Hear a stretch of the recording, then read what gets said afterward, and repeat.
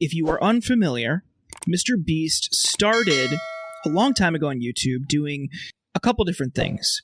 Epic stunts and random things. Like the first video I ever saw from him was we filled a swimming pool in our backyard with 1 million Orbeez. Those little, I don't know if they're like rubbery beads that when they get wet, they expand. And I saw that video on Facebook, and I deleted my Facebook a while ago. This must have been 2017, 2018. And he already had a pretty big presence then. And after engaging with that, I would get more of his videos. And I quickly saw he was a kindness content guy.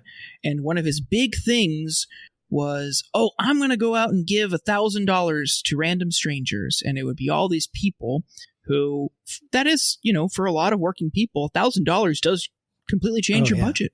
And that is, on its face, that's a nice act. So I started to see more of his content. I was wondering, what's this guy's deal? Because he certainly isn't unique in filming random acts of generosity and putting it on the internet. There's a lot of people that do that. I don't think he invented it, but he did help pioneer it. And over time, as his channel grew, these got bigger and bigger and bigger. One time, he bought out an entire grocery store and just gave it to food banks. Okay, again, on its face, that's a nice thing if that's something you're just doing, and it gets weird when you include the YouTube bit. So this most recent video, and this, years of span, he's continued to expand his reach and the size of these stunts and viral moments.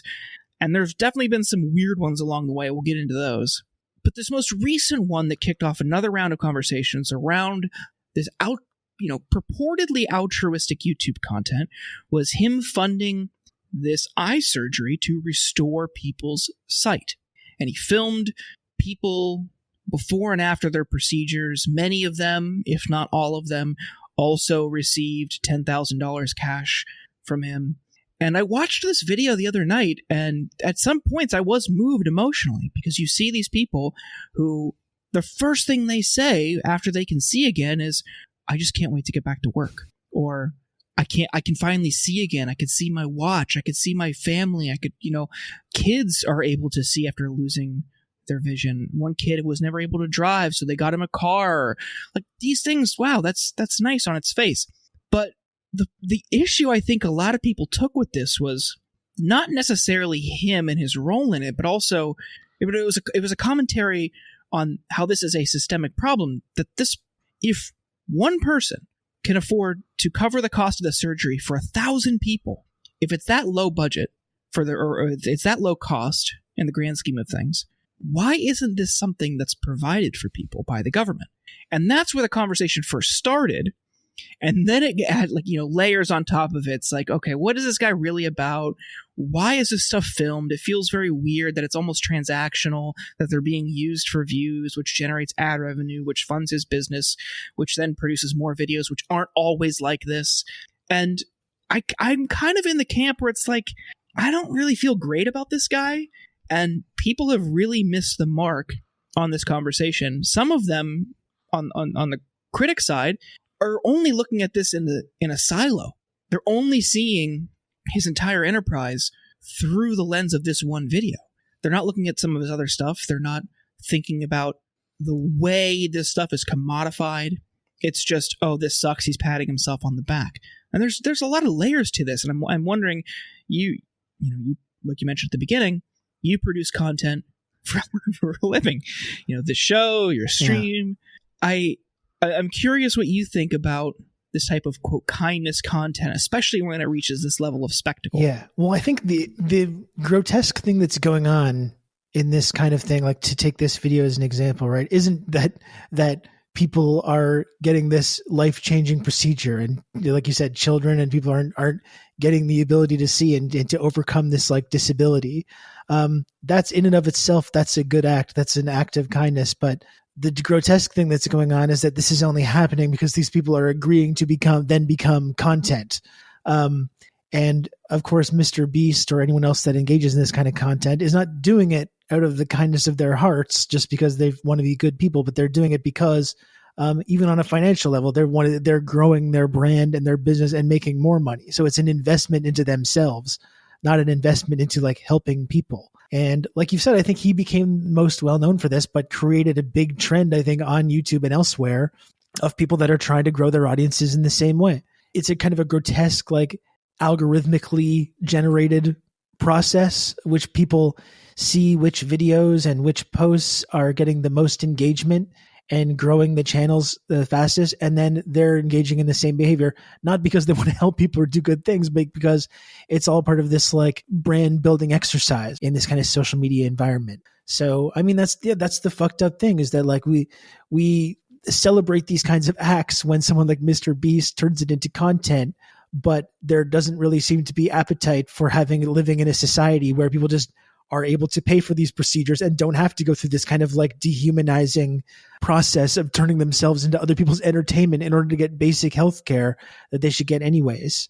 And yeah, I think it just says something about what our priorities are in our society, in our culture, when we don't have the kind of social solidarity necessary to like take care of the sick and heal people and give people the care that they need.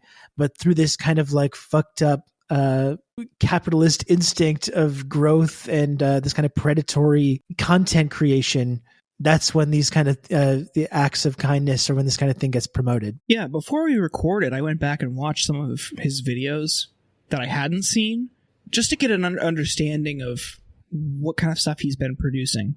And this one that got promoted to me was that he crushed a Lamborghini in a hydraulic press.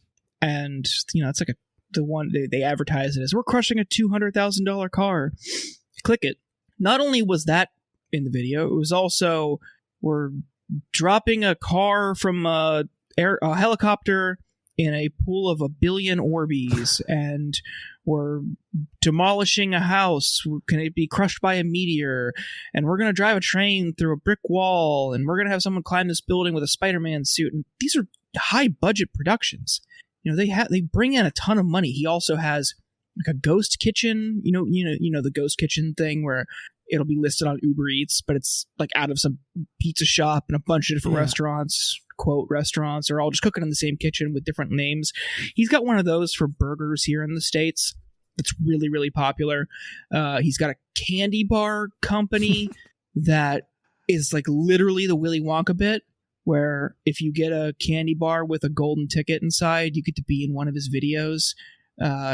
He's got all these different channels on YouTube that all bring in tons of ad revenue, huge sponsorships. That was I'm writing these down. These actually sounds like some pretty decent kind of cross promotional ideas that we could, with some branding that we could get into. Insurgents candy bars. I'm just saying that's something we should think about. If you get the golden ticket, you get to move in with Rob there for we a go. month. Yeah, and you get to do his dishes for a month. Wouldn't that be wonderful? You'll get him all my beverages and stuff. You get a tour of the beautiful Insurgent's office. Fizzy just water. This like dingy basement, boiler room. We just lock you in there. You're not allowed to leave. It's yours now. Congrats. You live here now. You're welcome. Yeah. Anyway, we'll throw a LaCroix down there every once in a while. To hit it with a stick to bring it closer to you. Oh gosh! Don't you all want that? Great. Come on, that sounds listeners! Like a great opportunity.